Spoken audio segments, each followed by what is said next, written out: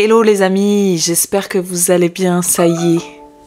Je suis de retour dans mon humble demeure, merci Seigneur, franchement quelle grâce. Je ne sais pas vous, mais ça fait du bien de temps en temps de changer d'air, mais qu'est-ce que ça fait du bien de rentrer à sa maison. Donc vraiment, je rends grâce à Dieu pour ça.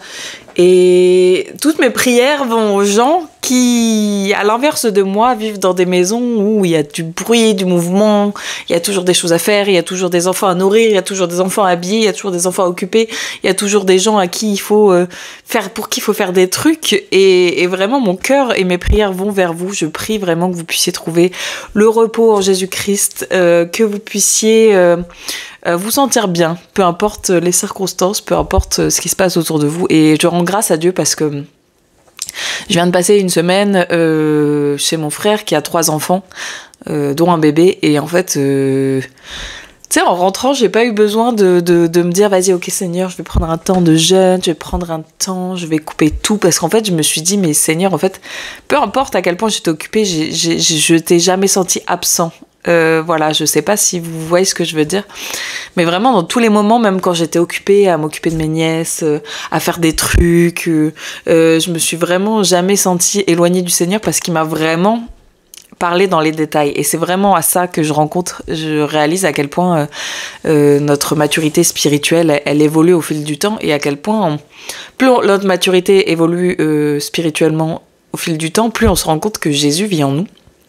L'Esprit de Dieu vient en nous et il n'y a pas besoin de se mettre dans des états de méditation profonds pour le sentir ou pour l'entendre ou pour l'expérimenter. Et du coup, voilà, ça va être le sujet de ma méditation. Aujourd'hui, on va parler du fait que... on va parler du burn-out spirituel, du fait que j'étais passée par là et que vraiment, à nouveau... l'histoire de cette chaîne YouTube, c'est pas que juste vous passiez du temps à écouter Fantine raconter des révélations qu'elle a eues sur sa vie spirituelle, mais c'est que vous aussi, vous alliez chercher auprès du Seigneur des réponses à vos questions et que vous lui demandiez de pouvoir maturer, de pouvoir évoluer dans votre marche en Christ et que vous puissiez avoir un cœur enseignable, comme moi j'ai un cœur aussi enseignable. Vraiment, c'est ma prière de tous les jours, Seigneur. Protège-moi de l'orgueil. Voilà, on apprend tous les jours. Personne n'est arrivé, personne n'est parfait. Voilà, ça me fait rire des fois dans les lives, les gens, ou même dans les commentaires, des fois, vous avez l'impression que j'ai la réponse à toutes vos questions et que parce que vous avez entendu quelque chose dans une de mes vidéos, il faut que je vous le prouve par A plus B, alors qu'en fait, n'oubliez pas, je ne suis pas Dieu. Il est écrit dans Ésaïe, je le sortirai à chaque fois qu'il faut le sortir ce verset, dans Ésaïe 2,22 ou 22,2 qui dit maudit soit l'homme qui met sa confiance dans l'homme, qui est l'homme pour qu'on mette sa confiance en lui, il n'est qu'un souffle. Je ne suis qu'un souffle, au même degré que toi, au même degré que ton pasteur, au même degré que le pape, au même degré que n'importe qui, nous ne sommes que des souffles et il n'y a qu'une personne en qui nous devons mettre notre confiance, c'est Dieu, par l'Esprit Saint et par la présence du ministère terrestre de Jésus-Christ. Gloire à Dieu, nous avons les écrits aujourd'hui pour savoir ce qui s'était passé, comment ça s'était passé et quels exemples on peut utiliser aujourd'hui pour marcher un pas après l'autre. Voilà, donc à nouveau, rappelons-nous que nous ne sommes qu'un souffle, que nous sommes à la hauteur de l'univers, nous ne sommes qu'un grain de poussière, nous ne sommes rien. Nous ne sommes rien. Et pourtant, nous sommes la prunelle des yeux de Dieu. Voilà, ça c'est quelque chose, en gros, il faut maturer dans sa vie spirituelle pour comprendre à quel point on n'est rien, mais à quel point pour Dieu, nous sommes tout. Enfin bref, de toute façon, la vie spirituelle, la vie en Christ, c'est tout un amas d'incompréhension, tout un amas de choses hyper difficiles à cerner, mais en même temps, c'est ça la maturité spirituelle. Être mature spirituelle, c'est d'avoir une foi d'enfant et en même temps d'agir de manière mature sur le discernement et la sagesse. C'est dingue, mais ce monde est fou. Bref. C'est une folie. Donc nous allons parler de burn-out spirituel. Le burn-out spirituel qui est... Alors déjà, je vais vous dire ce que c'est le burn-out spirituel. C'est un état d'épuisement lié à la vie de foi. En fait, normalement, le terme burn-out, ça vient du milieu professionnel. Mais comme vous savez, comme on aime bien en tant qu'humain avec notre chair, coller tout ce qui est dans le monde et le foutre dans notre vie spirituelle, et ben le burn-out qui est à la base professionnel, c'est aussi comment dire, c'est aussi invité dans notre vie spirituelle. Donc en fait, le burn-out, normalement, le syndrome du burn-out qui a été découvert, c'est un état d'épuisement professionnel. Mais on peut le vivre dans la spiritualité, donc c'est un état d'épuisement intérieur lié à la vie de foi. Il survient lorsque l'engagement spirituel devient une charge plutôt qu'une source de vie, entraînant une fatigue émotionnelle et parfois même une crise de foi. Comment est-ce qu'on reconnaît les signes? Alors il y a de la fatigue et de la lassitude de la vie spirituelle, donc les prières mécaniques, un manque d'enthousiasme pour la lecture de la Bible, un sentiment d'éloignement de Dieu, l'impression de prier sans réponse, douter sur son appel ou sur sa mission, le surinvestissement dans le service, donner sans recevoir, s'épuiser en voulant toujours aider les autres, culpabilité et pression excessive, sentiment de ne jamais en faire assez pour Dieu ou pour les autres, et ensuite la perte de la paix et de la joie. Stress, irritabilité, l'impression d'être seul face aux défis spirituels. Voilà, donc ça peut être dû à beaucoup de choses. Et je vais vous parler de choses que j'ai vécues, voilà, pour être tout à fait honnête. Bon, là, je suis désolée, je vais arrêter avec mes cheveux. Pardon. Je suis passée par là, il m'arrive encore de passer par là, mais là, vraiment, ça fait quelques mois que je suis vraiment entrée dans le repos du Seigneur, et à quel point j'ai pris conscience de ce que c'était le repos que Jésus voulait pour nous, et de cet état de confiance. Il y a un verset dans Ésaïe qui dit: c'est dans le calme et la confiance que sera c'est dans le calme et le repos, non, c'est dans le calme et la confiance que sera ta force.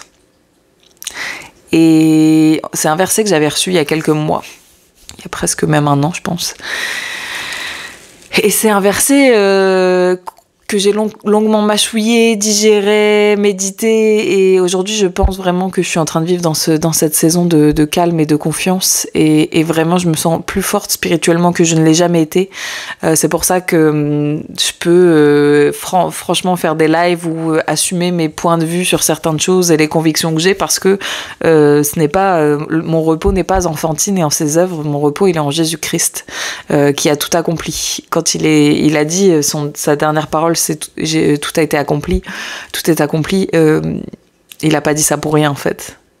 Et vraiment, c'est une invitation à nous rappeler à chaque fois à quel point nous sommes des grains de sable, que nous ne sommes rien et que tout est accompli en Jésus-Christ, et que le meilleur moyen de marcher avec le Seigneur dans le plan et dans l'envie de plénitude qu'il a pour nous, c'est de nous réfugier aux pieds de Jésus.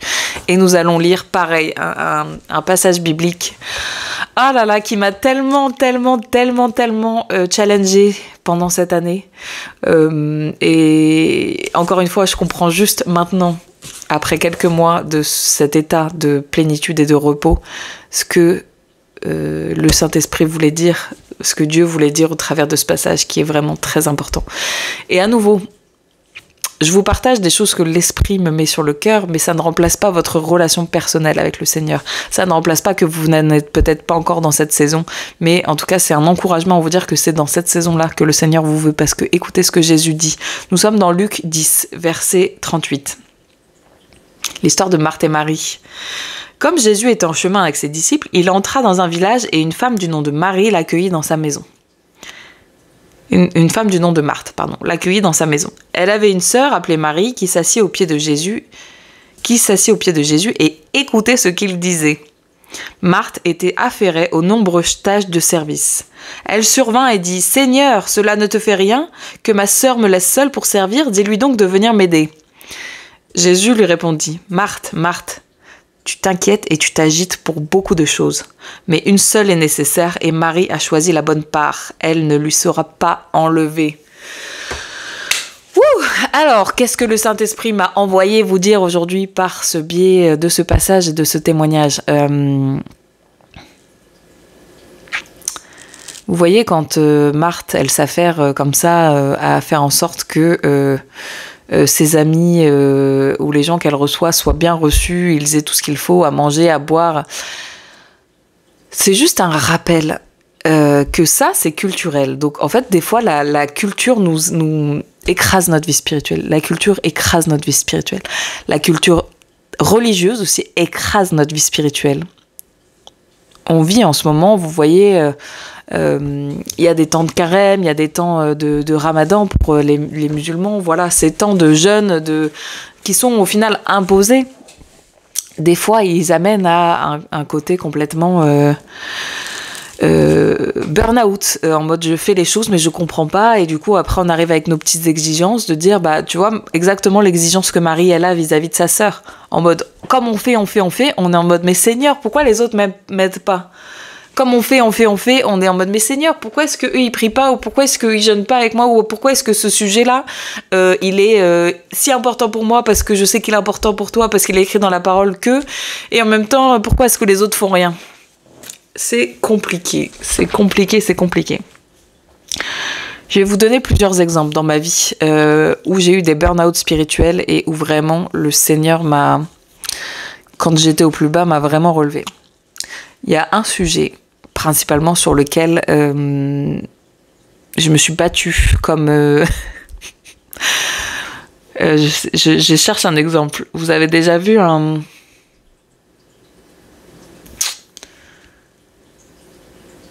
Oh, qu'est-ce que je pourrais vous mettre? Vous savez, une tortue, un insecte qui a une carapace, en fait, quand on la met sur le dos, il se débat pour essayer de se retourner tout seul, alors qu'en fait, juste avec un petit coup de main, paf, il se retourne et puis il est parti.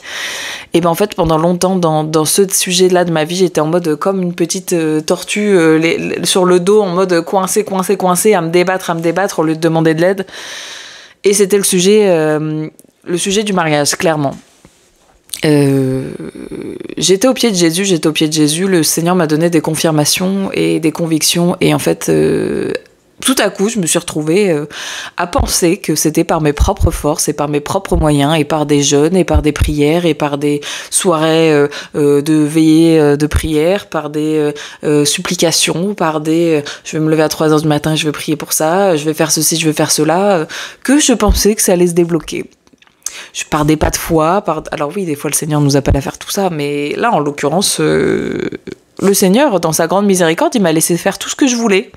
Il m'a laissé me battre comme ça, et jusqu'au jour où j'ai complètement lâché les armes et j'ai dit, de toute façon Seigneur, que ça se passe ou ça se passe pas, je m'en fiche, mais en gros, voilà, j'ai bien compris que c'est pas entre mes mains, donc fais ta volonté, Seigneur. Et à partir de là, hop, il a retourné la petite tortue Fantine, et paf, j'ai continué à avancer à mon rythme, et j'ai continué à avancer sur le chemin que le Seigneur avait pour moi dans ce sujet et dans d'autres, et vraiment, ça a été un combat où j'ai commencé à dire, mais ça, c'est entre les mains de Dieu, en fait. Seigneur, si tu veux que je me marie, ça sera pour ta gloire, de toute manière, donc... Si je me débat et si dans un an je me retrouve à faire un live YouTube, un témoignage YouTube en disant oui, alors du coup mon mariage il s'est passé comme ci, comme ça, parce que j'ai jeûné, parce que j'ai prié, parce que j'ai fait ci, parce que j'ai fait ça. Et quelle gloire le Seigneur en retirerait en fait. Non, si demain Fantine se marie, c'est par la grâce de Dieu, juste la grâce de Dieu. Si le Seigneur il a quelque chose à faire pour sa gloire avec ce mariage, il va le faire. Il n'a pas besoin de moi, il n'a pas besoin que je mette les mains dedans, il n'a pas besoin que je mette les organes, il n'a pas besoin que j'aille dans le camp de l'ennemi arracher mes bénédictions. Ça, c'est très évangélique. Ça, c'est très évangélique. S'il vous plaît, arrêtez d'aller chercher une onction qui n'existe pas parce que vous avez déjà le Saint-Esprit. Donc arrêtez d'essayer de provoquer la main de Dieu. Il n'y a rien qu'il va vous donner plus que ce qu'il est la saison 2, tu vois. Donc si le Seigneur t'a donné des convictions, et que c'est pas le moment, c'est peut-être aussi à nous de nous dire ok Seigneur, j'étais trop orgueilleux quand j'ai dit que je voulais tout savoir. Voilà, Adam et Ève, l'arbre du fruit, le fruit de l'arbre défendu de la connaissance du bien et du mal. Seigneur, l'arbre, je veux pas manger ce fruit, je ne veux plus manger ce fruit de la connaissance, Seigneur, et je veux juste te faire confiance que pas après pas tu vas me guider. Voilà, donc ça c'était un sujet où j'étais complètement une Marthe. Et j'étais complètement Marthe en me disant « Mais Seigneur, tu m'as donné la conviction, t'as donné la conviction à d'autres, pourquoi est-ce que je suis la seule à me battre? Pourquoi est-ce que je suis la seule ?» Le Seigneur, il m'a dit « ma fille, j'ai encore des choses à travailler en toi, donc au lieu de t'agiter, viens t'asseoir à mes pieds et viens écouter ce que je dois te dire, viens écouter comment je dois te former, viens écouter ce que je dois t'apprendre sur moi pour que tu sois une épouse, pour que tu sois une mère, pour que tu sois une bonne servante pour ta communauté. Voilà, arrête de t'agiter et viens t'asseoir. C'est une grâce, non? D'avoir un père, d'avoir un Seigneur comme ça qui vient te dire tout ça là, tu l'auras un jour. Et c'est pas mauvais de s'agiter. Mais là, en l'occurrence, ça l'est. Donc, viens t'asseoir et laisse-moi t'envoyer quand ça sera le moment. Et le Seigneur, il a fait pareil avec tout. Genre, j'étais dans les maraudes. À peine arrivée dans les maraudes, je me suis dit, waouh, Fantine, avec son petit zèle de jeune converti qui veut toucher les âmes, qui veut secouer tout le monde en mode, mais comment vous arrivez à ne pas parler de Jésus quand vous faites le service? Comment est-ce que vous arrivez à ne pas aimer le Seigneur? Comment est-ce qu'on peut être un bus entier de chrétiens et pas parler de Dieu et pas parler de ce qu'il fait dans nos vies? Waouh, la petite Fantine, là, elle s'est complètement mis dans toutes les missions qu'elle pouvait jusqu'au moment où le Seigneur, il a dit, t'es en train de t'épuiser pour rien. Viens t'asseoir. Et ne crois pas que les gens ont besoin de toi. Les gens ont besoin de Jésus. Voilà. Donc, à nouveau, j'aimais bien, il y avait un petit... comment se sortir du burn-out spirituel, de cette envie d'aller dans tous les sens et de tout faire et de... Eh bien, écoutez, j'aime bien hein, les petites solutions qui sont là. Moi, c'est vrai que c'est le moment où il est écrit se recentrer sur la grâce. Et on va regarder dans Éphésiens 2, 8...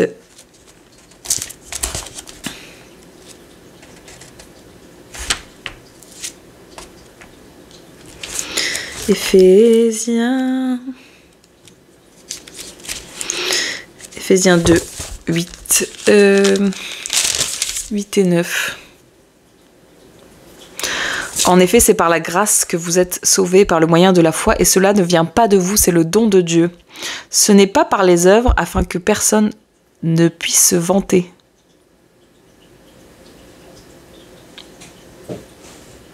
Ce n'est pas par les œuvres que tu obtiendras quoi que ce soit. Tu ne peux pas forcer la main de Dieu par les œuvres. Ensuite, il est écrit que nous devons prendre du repos en Dieu. Et ça, c'est hyper important. Hyper important. Et vraiment, j'ai vraiment découvert un nouveau degré de la grâce à partir du moment où j'ai été... où j'ai été intentionnelle dans le fait de prendre du recul. En novembre, j'ai pris un week-end où je suis partie toute seule en mode « Allez, vas-y, c'est bon, ça me gaffe, toute cette histoire ». Et c'est là-haut sur la montagne que le Seigneur a envoyé des gens pour me donner des paroles de délivrance. Voilà. Le but, c'est aussi de rééquilibrer son temps, de consacrer du temps à l'adoration, à la méditation personnelle, pas seulement au service. Je pense qu'il y a des bénédictions dans le service, comme je pense qu'il y a des bénédictions dans les temps de méditation. L'un n'annule pas l'autre, mais je pense qu'un mauvais équilibre, ça nous amène justement à perdre le repos pour lequel Jésus est mort et ressuscité à la croix. Voilà. Il a tout accompli. Il a tout accompli. Voilà, donc ma prière vraiment, c'est que si tu sens que tu es en burn-out spirituel, si tu sens que tu es en train de tout lâcher, c'est peut-être en fait que tu as une compréhension de la foi et de qui est Jésus, qui n'est pas bonne et qui a été influencée par ce que les autres vont te dire de faire. Donc je t'invite à prendre du temps avec le Seigneur dans la prière, dans la méditation de la parole et à lui demander dans ta saison quelles sont les leçons qu'il veut que toi tu apprennes. Comme l'Ecclésiaste, il y a un temps pour tout. On va lire ça d'ailleurs, Ecclésiaste. Ecclésiaste. J'aime bien faire des petites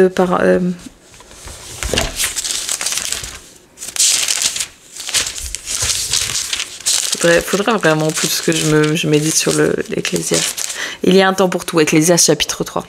Il y a un moment pour tout et un temps pour toute activité sous le soleil. Un temps pour naître et un temps pour mourir. Un temps pour planter et un temps pour arracher ce qui a été planté.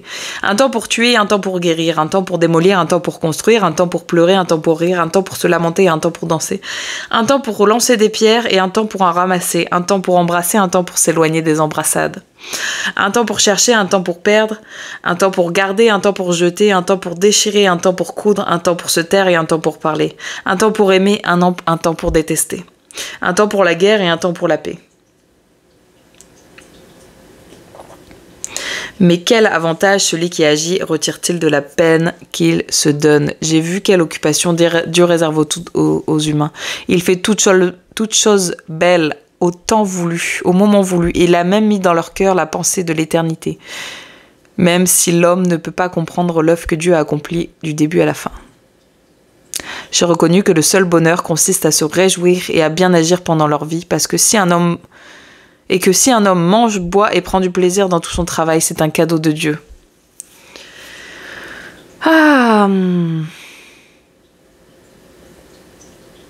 Merci Seigneur. Soyez bénis.